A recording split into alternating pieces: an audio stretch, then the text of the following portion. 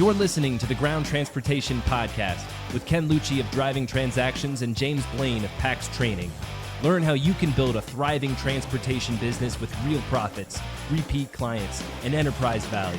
And now for your hosts, Ken and James. Hello, everybody, and welcome to the Ground Transportation Podcast. I am one of your co-hosts, James Blain, also known as the Road Warrior. I have my fellow Road Warrior. We have been out traveling doing it. I'm lucky enough to have Ken as my co-host. How you doing, buddy? I'm doing great. I'm so happy to see you. The last few episode recordings, I've been all by myself, and I've had a tough time carrying the audience, I think. If only we believed you. No, it's been interesting. We've both been traveling. So Yep. Now I live on the road. I do tons, but Ken, this for you, I heard all kinds of great things about you giving all kinds of information and facts, and people were blown away by what you presented. So put us out of our misery. Where did you present? Where were you at? Where did you spend the past week? So flew down to the Chauffeur Driven National Limousine Association in Dallas, and 2 weeks before the show, 2 weeks before the call, I was prepared to do the State of the Industry's intro speech, which listen, they've been magnanimous with me. Usually when you sponsor the State of the Industry, you have 5 minutes to say hi, hello, enjoy goodbye. the session.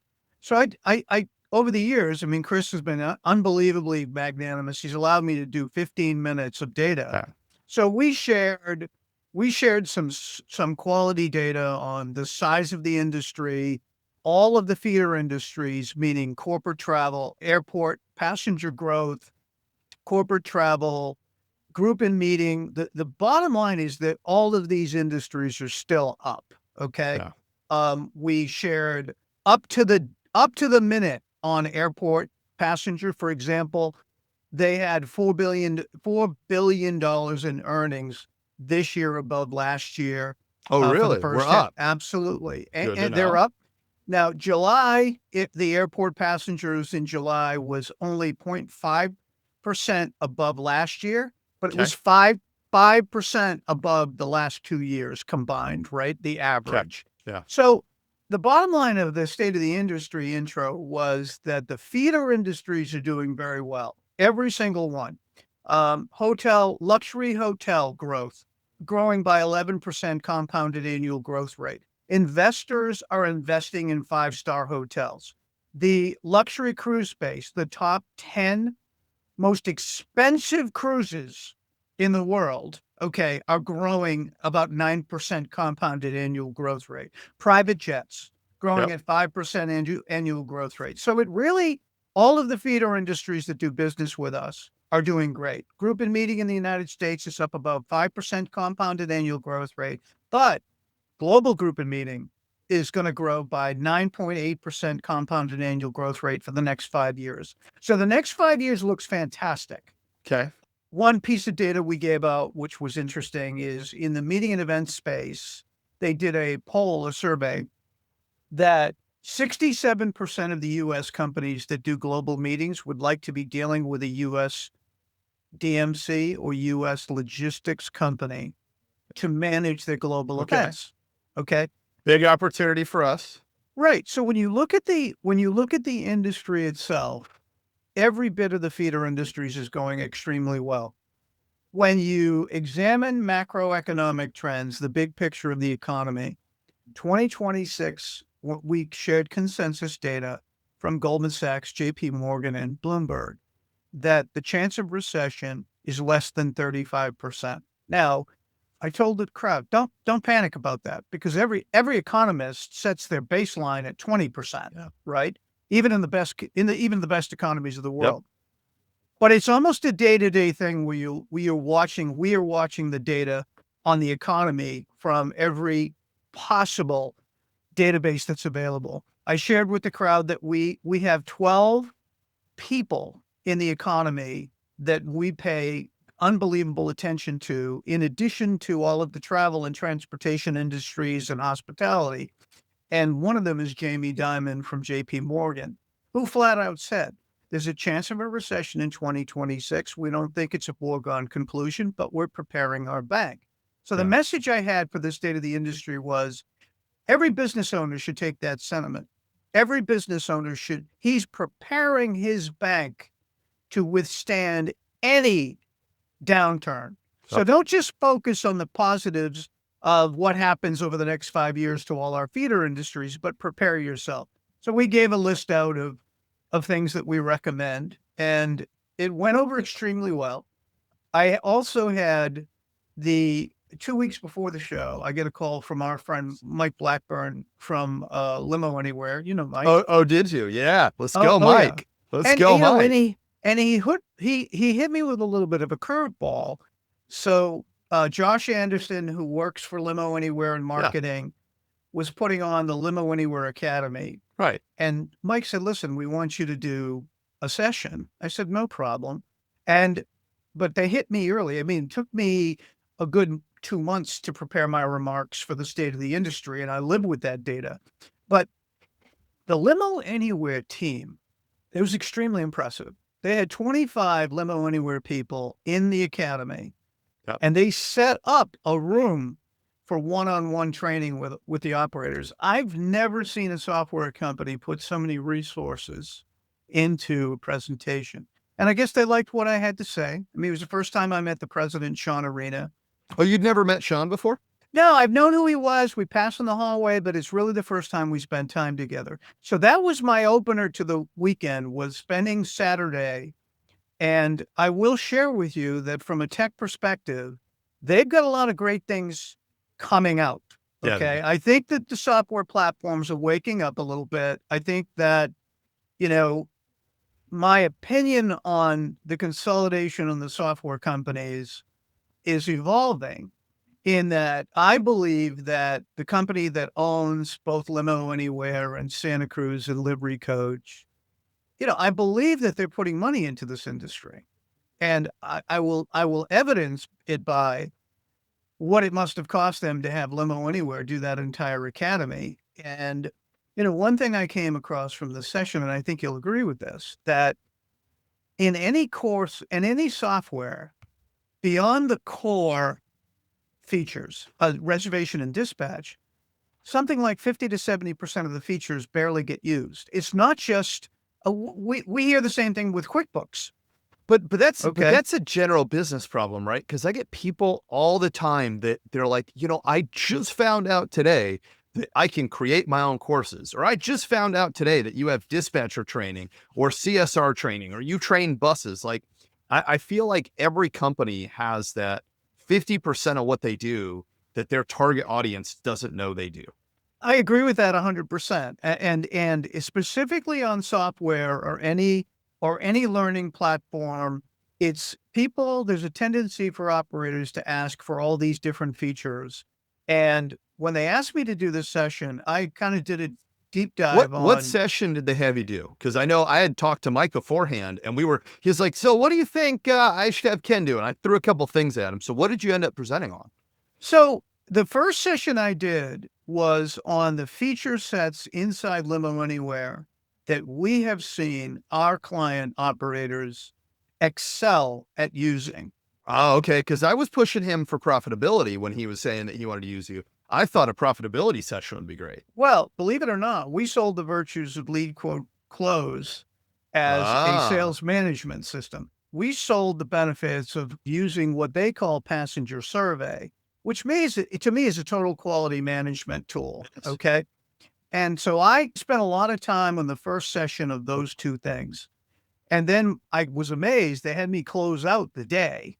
And I did the last session on being proactive from a standpoint of sales, marketing, and messaging. I gave examples of why they need to be diversified, both in the corporate space and in the private space. I got some good reviews out of it. I think we're going to do some webinars on it as well. But the next day I went to the NLA board meeting, and that's where I started. I started recording kind of my own mental notes of the sentiment of what's going on in the space. The first thing I noticed was they got a report from the manufacturers, and MCI, for example, was talking about the inability for them to or the struggle they're having with setting prices on their vehicles because of the tariffs, Oh yeah. because of the changing in the build cost of all these parts. Right. So from a real life perspective, throughout the show, one of the themes I heard was all of the tariffs and trade uncertainty is causing havoc when building these vehicles. Like Jay Glick from First Class Customs, by the way, he brought a build to the show that was bought by a private billionaire that I've never seen the fit and finish on the inside of a Sprinter like this one. It was absolutely gorgeous. Oh, really? It was more set up like a jet Sprinter, but it was for a private client, and the fit and finish, it was over 230, something 230,000. Wow. But it was a private build. That's Yeah. why it looked like the inside of a jet plane. Anyway, so Jay and I were talking, and I said, "How are the tariffs? You dealing with the tariffs?" She said, "Ken, the chassis of Mercedes are made on the ground, so the chassis are not the problem. Yep. But all of the other parts I use are the problem." He had rims coming in from a manufacturer that built them in China, and the manufacturer in China shipped all of their dies, or whatever it's called for manufacturing, over to another country with more favorable tariffs. And guess what? All of their models and dies got lost. So that was that was China's way of saying, "Hey, screw you." Right? So what did he have to do? Jay himself designed a set of rims that he's going to have sourced in a country that's not going to cause him tariff problems. So I heard that repeatedly. Did they talk about the compounding? Because one of the things that I know, and I spent a lot of time on the motor coach side of the industry, one of the things I know that was concerned was the compounding. It used to not be a huge deal. If something came out from another country, comes into our country, goes to another country, right. All these pieces would move around a ton between countries. And the problem now, and I don't know where this landed, but there was a time where the conversation around that, the motor coach industry, was it's going to hit 4 or 5 different locations, and it's going to compound, and it's going to get worse. And a lot of people don't realize your motor coach companies, they're not making them here in the US. MCI is a Canadian, right? You've got your Prevost, which is Canadian. You've got Van Hool, which is coming from the European side. You got Temsa, which is coming from the European side. Temps is Turkey. Volvo is up in Canada. Yep. Yeah. And you've got all of these different countries. No one's making them here in the US. And at one point when they were talking about the automakers, it was like, great, we'll be exempt. And then it was like, oh, well, we didn't think about buses. We didn't exempt you guys. So I see that becoming more of an issue. I mean, to the point now where I hear people talking about you have pre-tariff vehicles versus regular vehicles, because if they have a pre-tariff vehicle they can sell you, it basically gets grandfathered through, is my understanding. Well, so that's going to be a huge problem on the bus side. It is. It's almost unpredictable. And that's one of the messages that when we were talking state of the industry, it was like, you need to be prepared. Yes. Prepare your balance sheet, meaning keep your debt low, hoard cash. This is a need year. If I need to replace a person, replace them. If I need to replace a vehicle, replace it. But I don't see a ton of speculative buying, meaning I just don't see it. I think that the smarter operators, even the ones that are doing well, and that's one of the things we presented, was about 35% of the operators that responded to, and we announced that we have a partnership with Chauffeur Driven on quarterly surveys now. But I took 300, the survey results were about 300 that answered these questions. About 35, and then I took 180 of the companies that we deal with from a finance perspective. About 35 companies are above where they were last year, and the average is about 12% above. But a lot of that is shifting from one operator to a better class of operator. My concern to me was the amount of people that were static and the amount of people that are down. I think that what I see is people who are reacting to the market and just waiting for the phone to ring, their businesses are down. So the first sentiment was the worry about equipment costs rising. The second sentiment was the discussion about fleet insurance. And that came up when the state of the industry session came onto the main session where Chris Weiss from Chauffeur Driven asked questions, he had John Ferrari from TBL Group up. He's in a captive. He had Tammy from Commonwealth, and I'm not sure that whether they're in a captive. And then they had Tim Rose from Hoffman Family of Companies. They're in a captive. But they addressed the insurance issue extremely well. They all said basically the same thing, where you need to develop a culture of safety, and you need to build a case that you're low risk. And it dovetailed so much with what Tim Delaney from Lancer Insurance said on our recent podcast, that you cannot approach the insurance market the way you used to, where you've had the same broker for years and he's a good old boy, he's going to take care of you, because he or she, they're not controlling the market. You've got to make the case that you're lower risk, and you've got to make safety a cultural foundation piece of your company. So they talked a lot about telematics. They talked about, and Tim Rose hit the nail on the head. You have to use the telematic data on a daily basis to improve your organization. So it's interesting to me. There was a lot of talk about insurance. There was talk about solutions.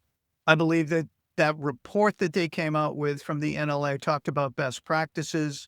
I'm just not positive the operators are getting it.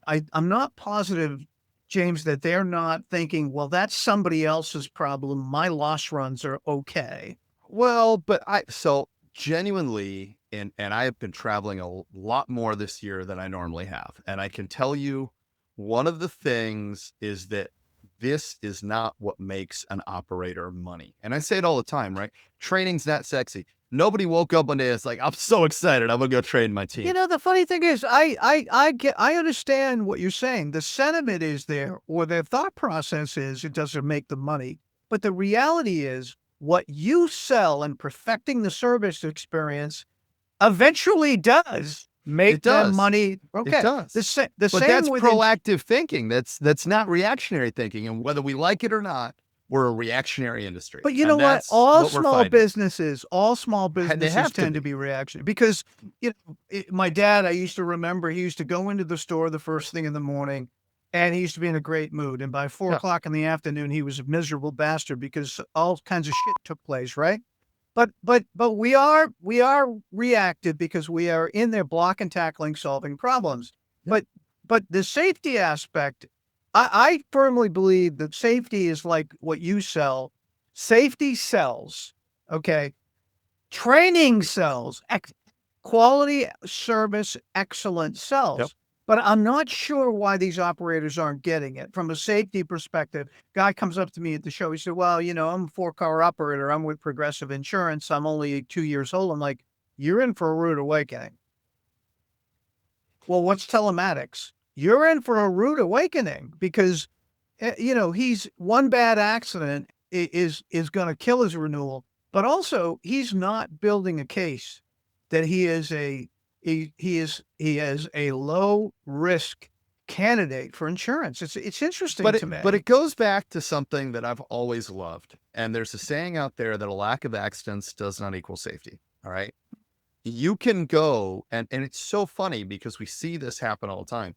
I see companies that say, we had this big, robust safety program. We had everything, but we never had any accidents. We never had any incidents. We were clearly spending too much money on it. Right. And what do? They scale it back. It made me think there's a story in World War II, and they've got these bombers, and these bombers are coming back riddled with bullets. All right. They're coated in bullets.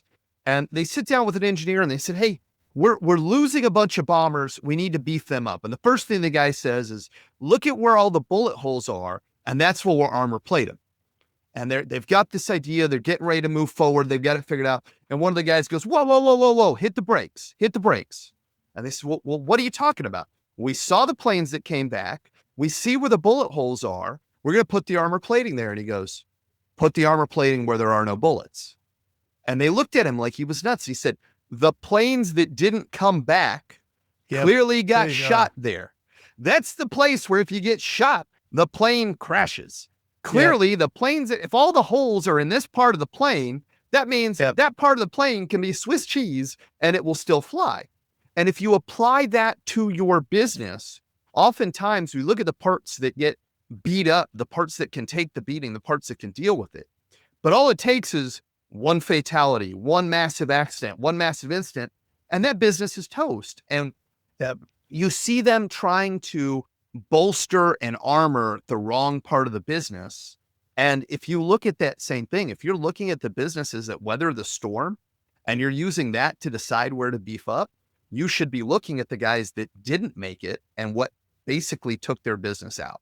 And I can tell you 9 times out of 10, it's, hey, they didn't have a robust safety program. They didn't have an instant response when something happened.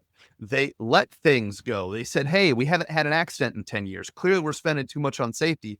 Let's take the money out of it. And then what happens? 6 months, 9 months, it's going to be a while, right? Because it's going to take a while to trend down.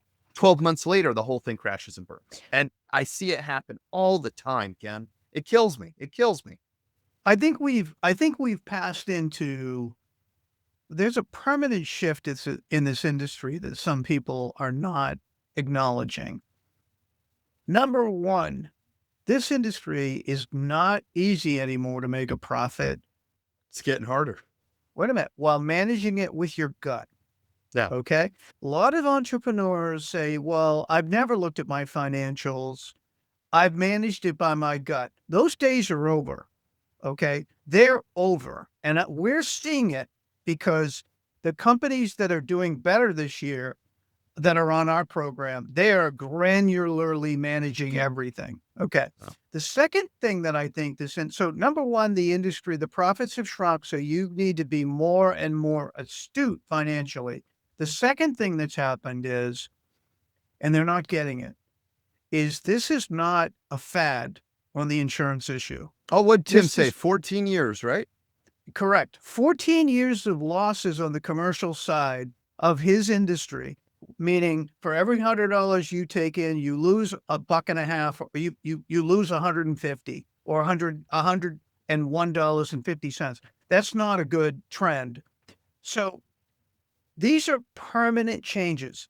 Yep. In other words, we're never going to go back to the 5-hour minimums on sedans and SUVs and charters because the market has shifted away from Uber. So when we deploy sedans and SUVs, we're going to be maximum efficient. The profitability is shrinking because the costs are going up. In addition to that, the insurance issue is not going to return back. So if you're going to be successful, you have to have as a foundation or as a pillar of your company, fiscal and financial management and safety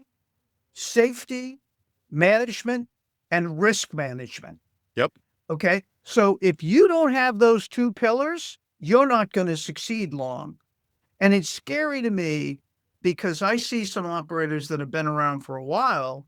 They came up to me and was like, Ken, I think it's time to get out. And I said, what's changed? I can't afford my insurance, the deposit on my insurance, or my insurance rates went up and now they're 15 to 16% of my total income. By the way, they should be 7 to 9. So, but you know what gets me? These problems are not insurmountable, right? I mean, at the end of the day, it's a mathematical equation and it's pulling the levers of your business. Okay. There's not one company out there that cannot go up on their pricing in some area. I don't think you can go up a lot on your sedans and SUVs. Okay. But I do think that from an elasticity perspective, you can go up on your vans and your minis and your motors in some semblance. Okay. Yeah. But here's what you can do on sedans and SUVs. You can make a deal with the best guys in your local market and start working together. So Ken has SUVs, James has SUVs. Heretofore, we've not worked together, right? Because I don't like James, right? Okay. Well, I'm jealous of James because James is an operator. He has shinier vehicle. Okay, right. Stop. Yeah. Ken and James get together and have coffee and say, look, I'm going to make my schedule available to you from a sedan and SUV perspective. I'll have your back. You have my back. Let's maybe not have our logos all over the sedans and SUVs, right? So that when and let's train our drivers that we have this now, and maybe it's 5 guys, maybe it's 5 operators locally. And what you do is a rising tide lifts all boats. Now you can make me more efficient because you know that I have tomorrow afternoon, I have a guy coming out of the airport empty. That's what we have to be doing because the profits have gone down, right? They've gone down.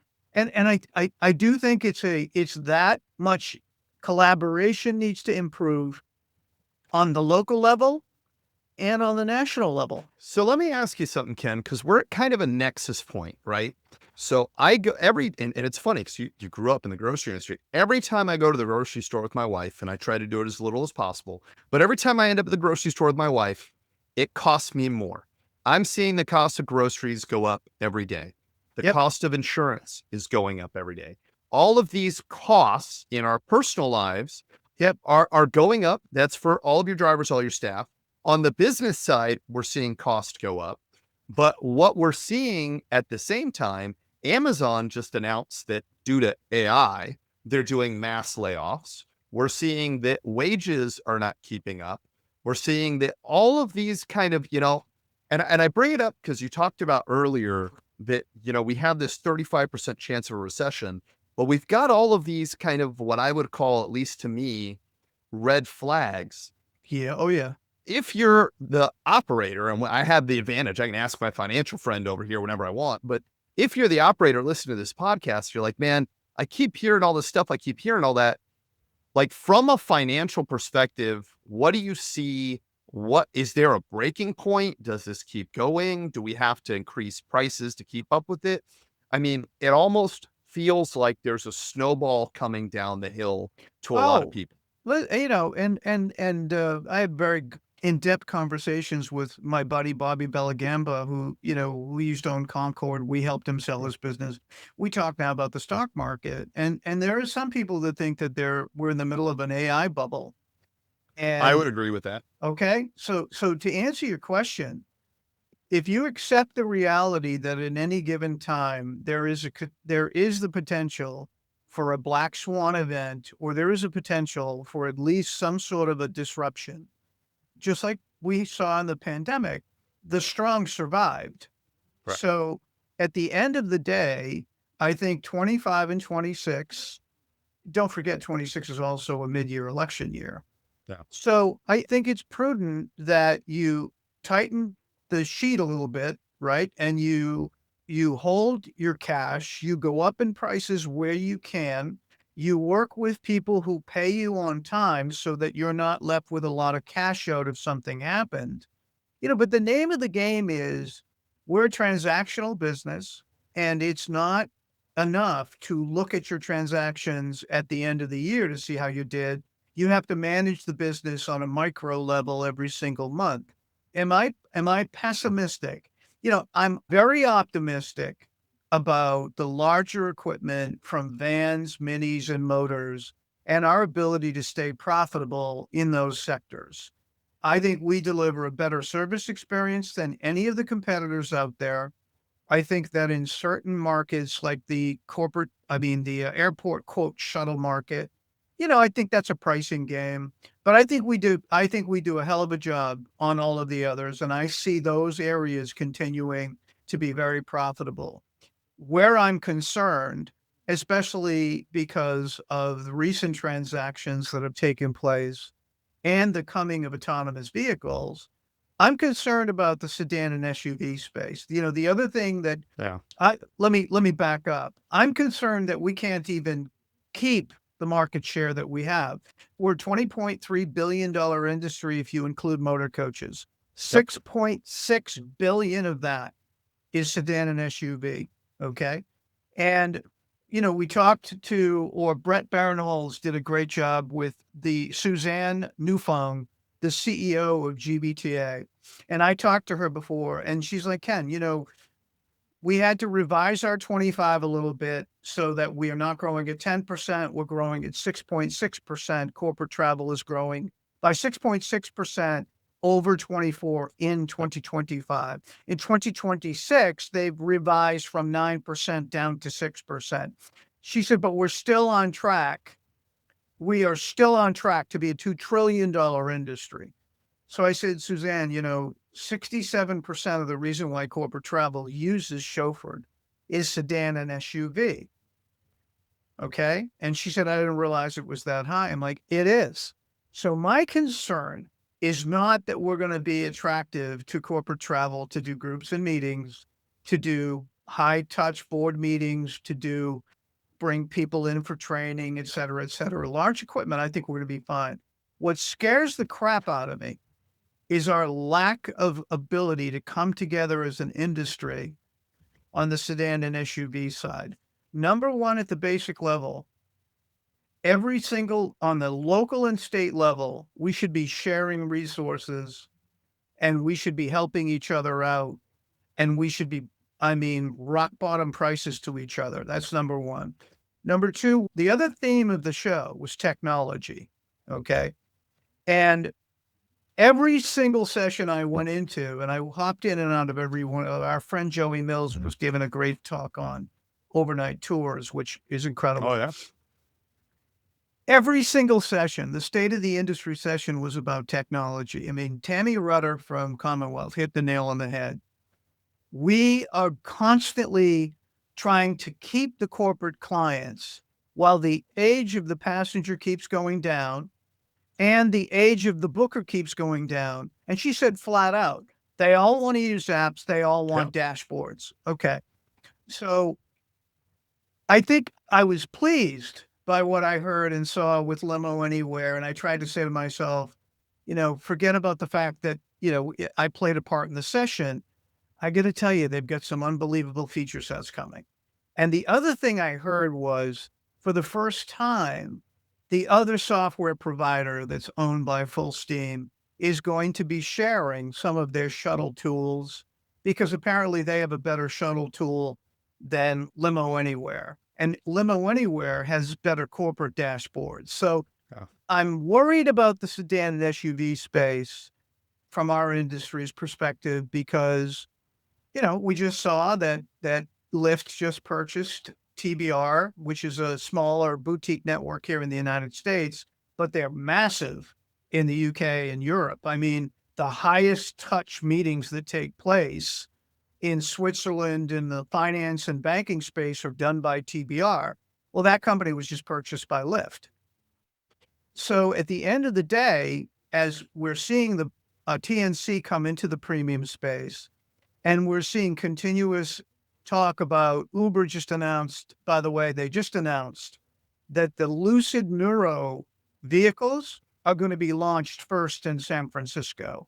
Of course. And we'll talk about that. We've got another podcast coming up. So I'm massively concerned about the sedan and SUV space. Do I think we still deliver the best service experience? Absolutely. But at the end of the day, if the eventual client wants to do their booking using technology, they're never going to see that service experience. Well, but you've got some things at play here. You've got some big pieces at play. So my mind right now is on the motor coach side, because it's funny on the chauffeur side of the business, my message to that world is safety has to come first. You have to follow the regulations, and you have to go above and beyond the regulations. They are the bare minimum, and you have to have safety programs, and you have to understand the second you get to a Sprinter, which is a commercial motor vehicle, and I swear I have people all the time, well, it doesn't require a CDL. Well, you better check your state, because in some states it does. Well, right? Yeah, but as soon as you get to that level, right, they have to do it. And then the problem there becomes on the other side of that, and I'm speaking about this to one of the motor coach associations, the legacy motor coach side doesn't have the customer service level. Oh, God, no. Yes. No. In our world, we lack that safety conscious, those safety programs, the training, the mentality there. In that world, they lack that chauffeur, that high level touch. Those are going to collide. To your point, they've always, the motor coach companies, the good ones, have always taken safety. They have much more serious. I sit on the Bus Industry Safety Council, right? There's no such thing as a limousine safety council, right? If there was, I'd be on it. I'd be preaching from the mountaintops, right? Yeah. We have a couple groups that work on safety, but Sure. not to that. For them, it's baked into the mentality. Yes. And then you get down on the sedan and SUV side, right? I don't see the legacy motor coach, as some of them call it, and the chauffeur side or limo side and that's typically how they think of each other, right? If you brought those two together and you got them to harmonize, they'd complete each other. You have the service, you have the safety, you now have complete and whole groups in my mind. The problem that I see with the sedan and SUV is that when I was at GBTA, I don't even want to try and guess how much money Uber spent, but Uber had lounges every, I don't know, 50 yeah. feet. There was an Uber lounge. You had Lyft, Absolutely.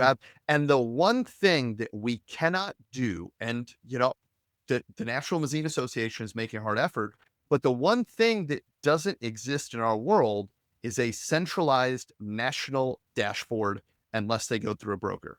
The thing that Uber is preaching is I got one dashboard for Right. Intel, for Apple, for all of these massive mega companies, right? NVIDIA, whoever it is. It doesn't matter where you send them. We have one dashboard to track where they are, how much they spent, all that. Look, I went and signed up for Uber's dashboard.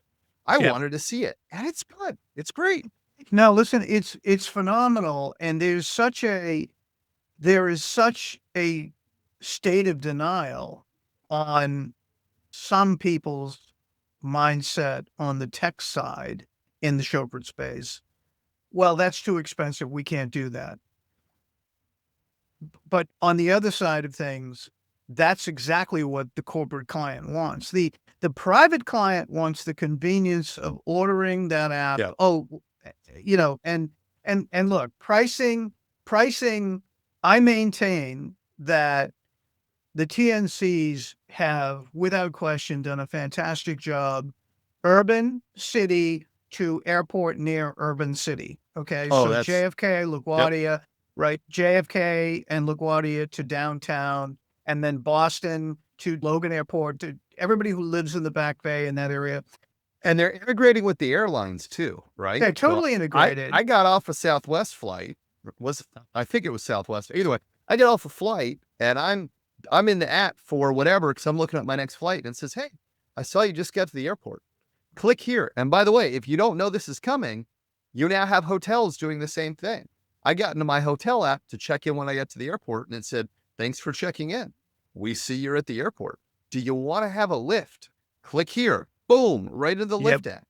Yep. And I think that while I am overly optimistic on the large vehicle side, because we do deliver such a better service experience than the bus guys, and some of the bus guys won't even handle groups and meetings, meaning logistics. We will do all of that. Right. I'm really optimistic there, but where I'm very concerned about the industry is, I mean, for how long are we going to be talking about the fact that we need a unified corporate dashboard that can connect capacity in every city, as well as we need an app? I mean, I heard someone say, well, it would cost $50 million to develop an app. I mean, I'm just going to call that Hold right now. on. So when you say $50 million, is that like, we're going to give, I don't know, maybe like 49.75 to somebody to go buy a yacht, and then we're going to take the 250,000 and we're going to build an app? There you go. There you go. I'm not buying it. We have a software I platform. I live in that world. Nice try. Right.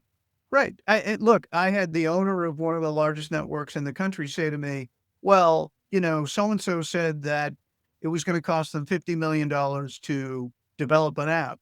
And that's why, we don't have an app. And I'm So like, I will build it. Whoever said that, I just want right now on the podcast, if you give me $49 million, I will build the app. Now, don't ask me what I actually spend building the app, but give me the $49 million. I'll take care of you. So now that we're into this, and we're talking about the show, two of the largest networks in the world were not at the show.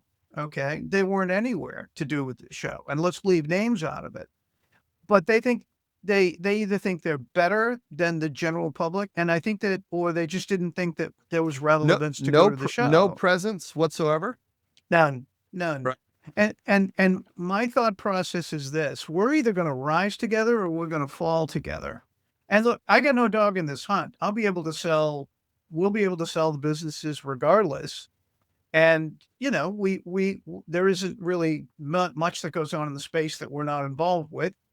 But it concerns me that some of the loudest voices in the industry can't speak in harmony together and say, look, this is what we need. It's not just to develop it for us, but this is what we need across the board. Well, but let's call a spade for a second, because Mhm. one of the things that is unique about our world versus the world of TNCs is that it is no secret that if I'm a larger company with multiple different locations, my best move is to have my own dashboard, my own everything, and not tie into someone else's. So I think one of the things that we've got going on, and this has been true, I won't say who it was. Well, when I got into this industry 10 years ago now, about 2 or 3 years in, we went to one of the largest operators in the industry and we talked to them, and their response was, why do I want to do something with you? Why do I want to, back you? Why do I want to have stuff with you and help you get your name out there and do all that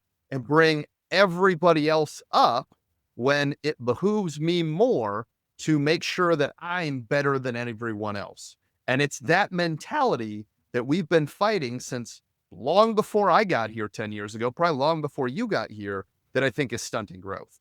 I agree 100%. Just think about what I said about the collaboration that needs to take effect on the local level, right?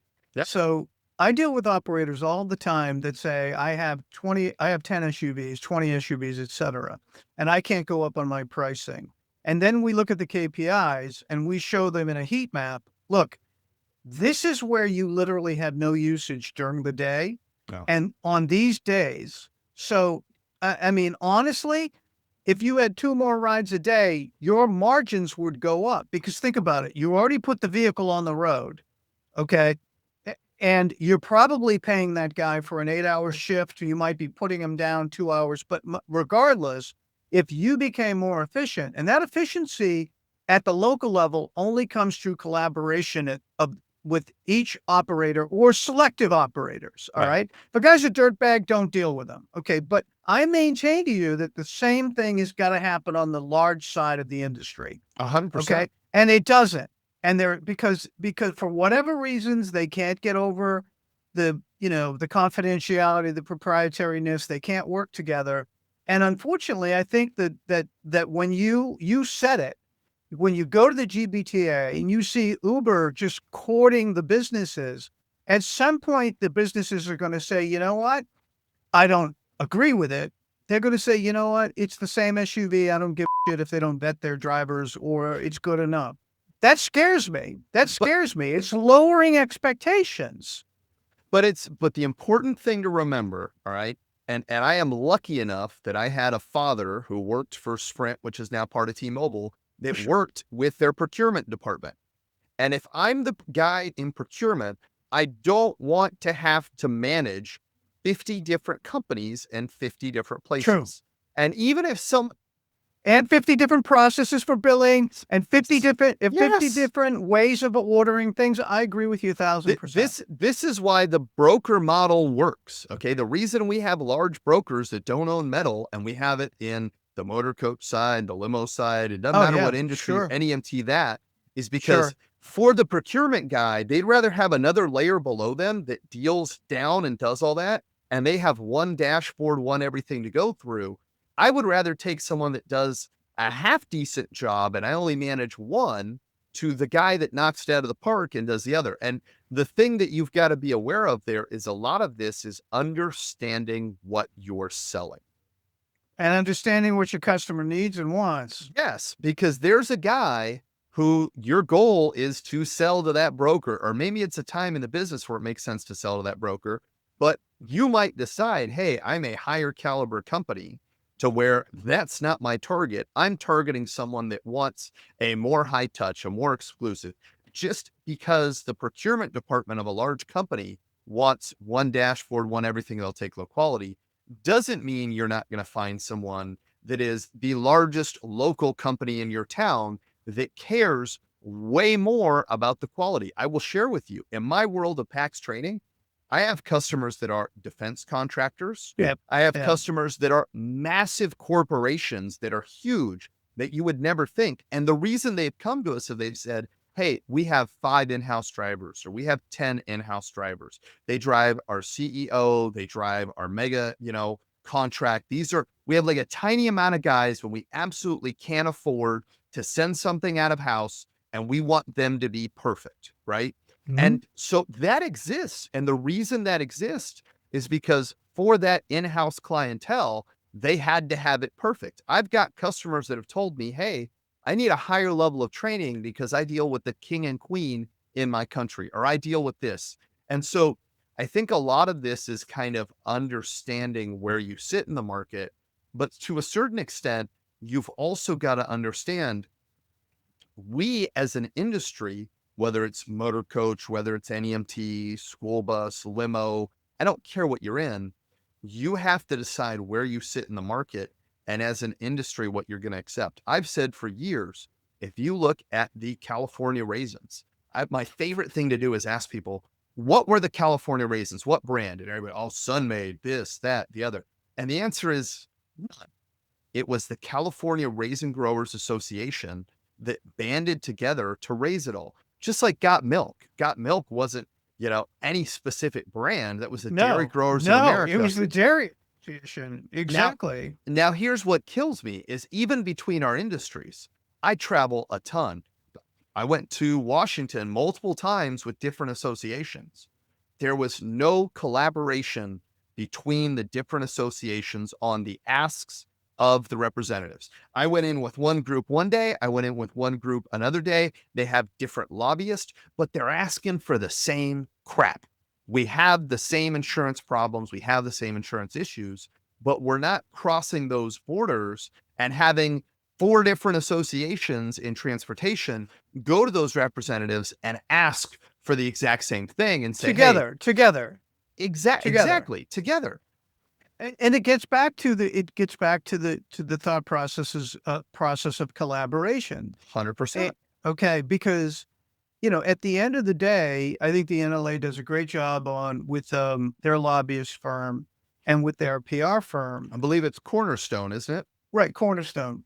Correct. But to your point, I mean, do you think we could do a better job if collaboratively all of the private transportation associations were singing from the same hymnals, had the same PR people, the same, but it's difficult. I can tell you that the NLA is doing a hell of a job compared to years ago when I was an operator. I honestly believe that. I mean, I sat in on the board meetings. I don't think it's about anybody doing a bad job, right? I think everybody's doing an incredible job. It's light years ahead of where it was. Right. And I want to be abundantly clear, right? I can give you alphabet soup. I'm on the BIST committee. I'm part of driving force for ABA. I'm on UMA, TTA, right? I'm the co-chair of the safety and loss committee for TTA. I try to stay very involved with NLA. This is not a doing a bad job issue. This is a fact that when these industries all started, the lanes were really far apart and we were all running the same general direction, but you couldn't look at the lane next to you and see that. We are now seeing that in this moment, at least for me, because I'm in all these different associations, because we work with all of passenger ground transportation, I see it as one big highway.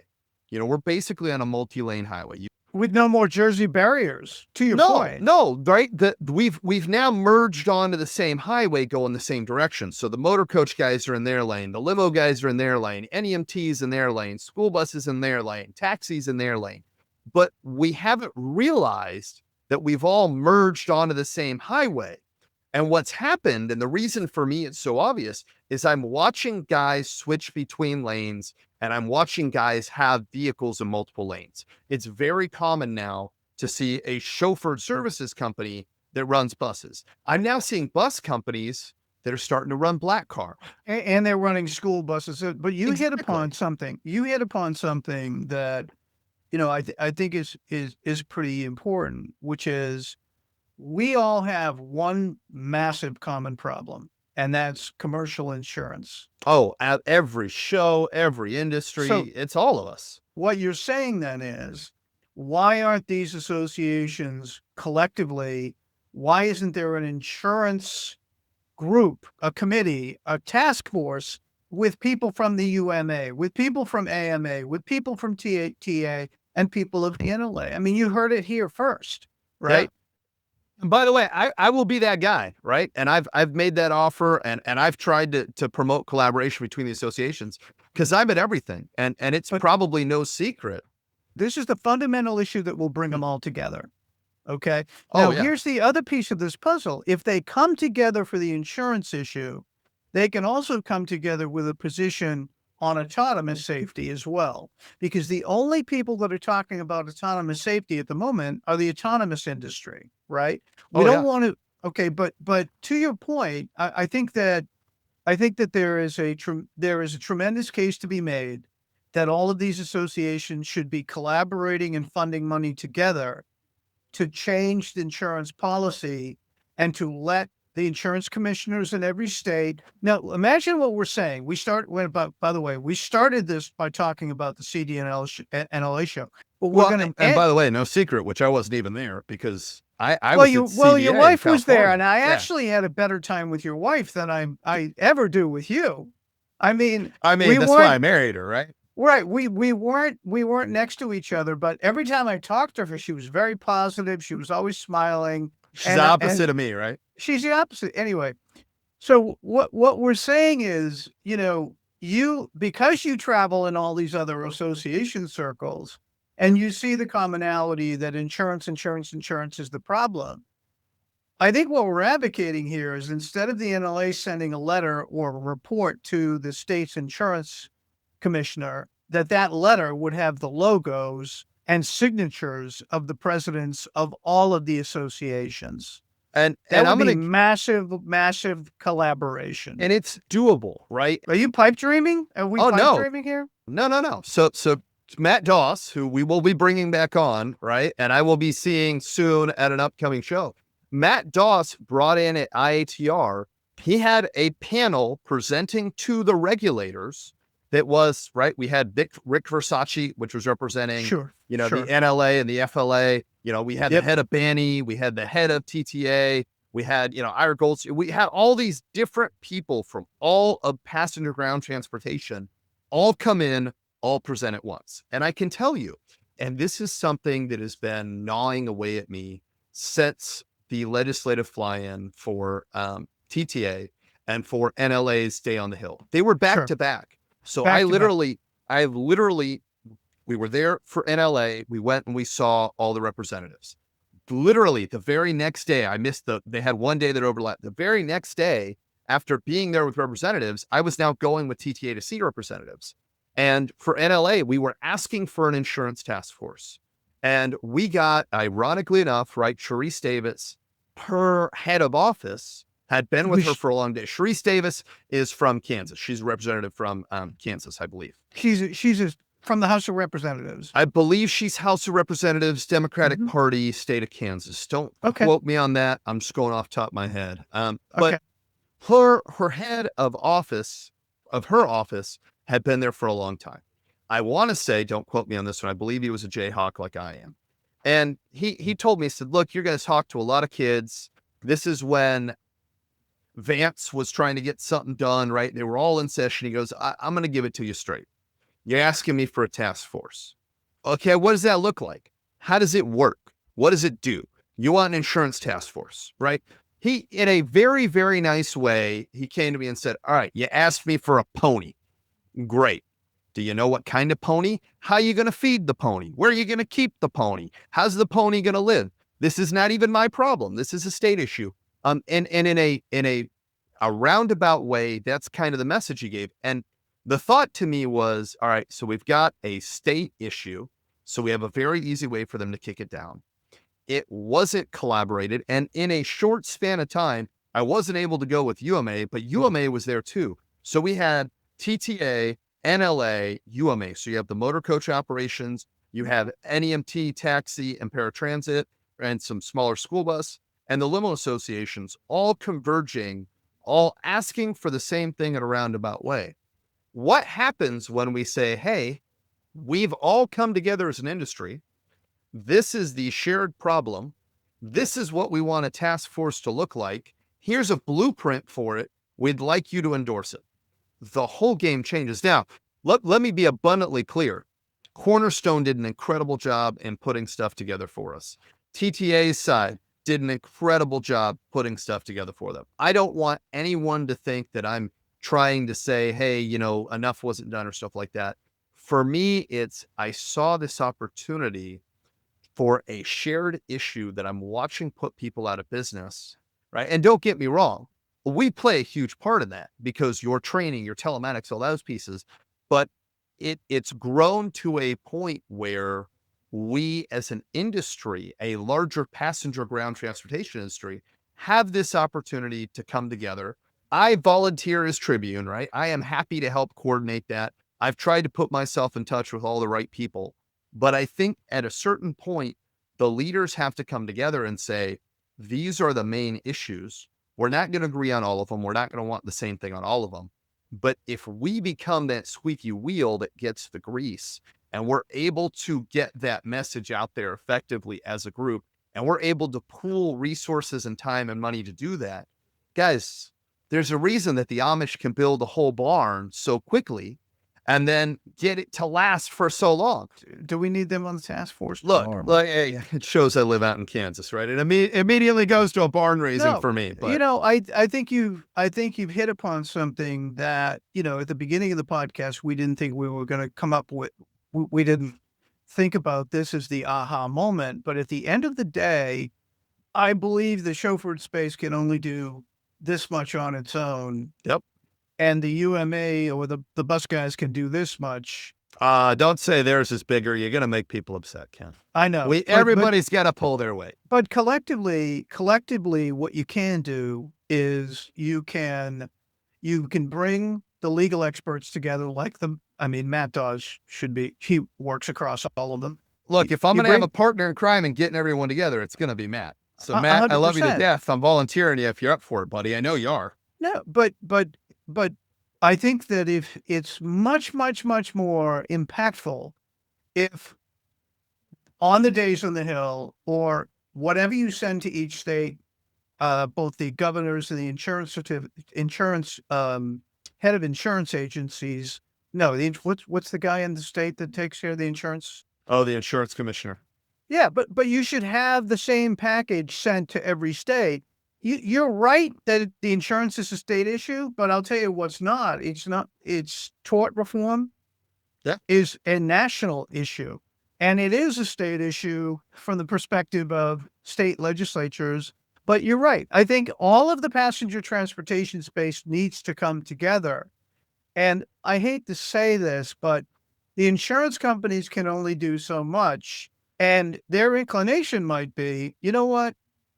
We're going to just go to another market. That's what I'm afraid of. Wait a minute. That's what I'm afraid of. I'm afraid that you're going to lose the good guys in the insurance space that are going to say, screw this. You know what? Let's start insuring horses. It's less risky. I don't think it is. I don't think it is, by the way. But it probably is, right? But let's start it. Let's start insuring something else. Okay. And that's what worries me the most. And these guys they've taken it as far as they can go alone. And believe it or not, they are your allies in this. Okay. Because you know what? They want to make money. They want to go back to the times that commercial vehicle was a money-making sector of what they did. And it's not. And tort reform's in their best interest, right? And everybody's, oh man, they got new boats and new blah, blah, they're rich, the insurance company. Look, I have a good friend in insurance. I have a very good friend in insurance. I'm not going to say who it is because I don't want to call him out. But he literally at one point told me, he's like, dude, I go to these conferences and I tell him I'm in paid commercial auto, basically like limiter, chauffeurs, buses. And they're like, dude, the hell's wrong with you? And they start talking margins, right? And their margins, right? Yeah. He's like, we make this much. And they're like, you suck. We make this much, right? And so I think part of it is, believe it or not, if they can get tort reform's a massive win for your insurance company too. But at the same token, I see the same thing. I was sitting at a dinner table at CBA, which by the way, for those of you who don't know, we had CBA and CDNLA going at the same time. I was asked by the Bus Industry Safety CBA Council, is California Bus Association. there you go. And they had, during that, they had their Bus Industry Safety Council West, and I was asked to present. So I had my team go to CDNLA. Did you see my buddy Jeff Brush out there from Avalon? One of my favorite people in the industry. I did not have a chance. I don't know if Jeff was there. Well, I if he didn't get to was, see him. I'm telling you right now, if he was, he didn't announce himself because he's the biggest sleeper company out there that doesn't really, he's a great guy though. He's a funny guy too. He's a great guy. He's one of my favorite guys to talk to in the afternoon because he calls me from California. And listen, to be honest, he's not for sale. Don't say that. I mean, he's on the buy side of some stuff. And then we work with him on the Coach USA deal. Cause he was successful better anyway. And I think he was going to be at the CBA. All right. So we need to bring this back home because it is. I think we bring it back home with I think we got to come to terms with the fact all of our lanes, right? We've now got, it's not Jersey anymore where you have two highways with a massive divider and the trucks go over here and the cars go over there, right? I think what we've come down to now is we are all on this highway together. We've got all of these lanes that we thought were completely separate. And now most of us are all just at the point where we can look next to each other and see the industry next to us. And we've got to find ways to start rolling the window down and collaborating and working together across those lanes for common goals. Look, I think I do think that, just two idiots on a podcast here. I think Well you've come up with something that it is to the point where it is literally it's a brush fire and it's taken over all of our landscapes. So I think this is a call out to the heads and the executive boards of all of the transportation associations. The two idiots on a podcast think that it would be nice to explore a joint task force on the insurance issue of every national transportation association, every state association, and the largest operators in all spaces to get together, to pool capital, and to go in a common direction. This has probably been the most important podcast that this is probably our biggest contribution to the industry. I think we're making sense for once. Is your idea to have all of the associations collaborate together on the commercial insurance crisis? So that is the perfect way to end this podcast. Monumental day. Whenever this damn thing hits, you're going to remember the date that it hit because we flat out came up with a brilliant idea. James came up with a brilliant idea. And I'm going to make it easy, right? Like I am easy to get a hold of. LinkedIn, Facebook, email. I'm at like every show. Get a hold of me. I am volunteering personally. This is something that I think our industry needs. I know it's something it's overdue. Not just, I know it's something that not just I want, but as someone that works with so many different associations, I would love to coordinate this with those out there that thinks it needs to be And something, as I close this podcast out, I've missed having these podcasts with you because you've been out traveling. So I've had to just pitch hit on my own, but I love the passion you're displaying today. Look, I got to say, and for those of you that don't know, this is not the direction we were thinking we would go with this episode.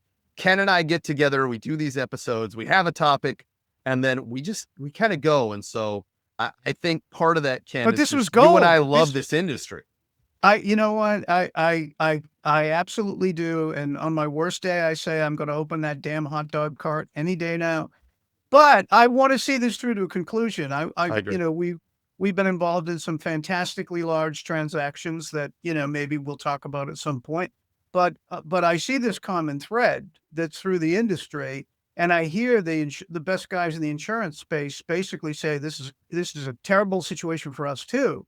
But what I've heard you say today is the closest damn thing I've seen to a universal solution, or at least a universal approach to tackling this thing together. Together, I think all of the private passenger transportation associations can be 10x stronger. So Absolutely. I love your passion, man. Thank you very much for coming in off the road. This has been the Ground Transportation Podcast with James Blain from PAX Training. Just touchdown in Kansas to kiss his wife and to before the next Off show. to Vegas. And I'm Ken Lucci from Driving Transactions. We do financial analysis, business valuations, and M&A advisory. Thanks, and we'll see you on the next episode. Thank you for listening to the Ground Transportation Podcast.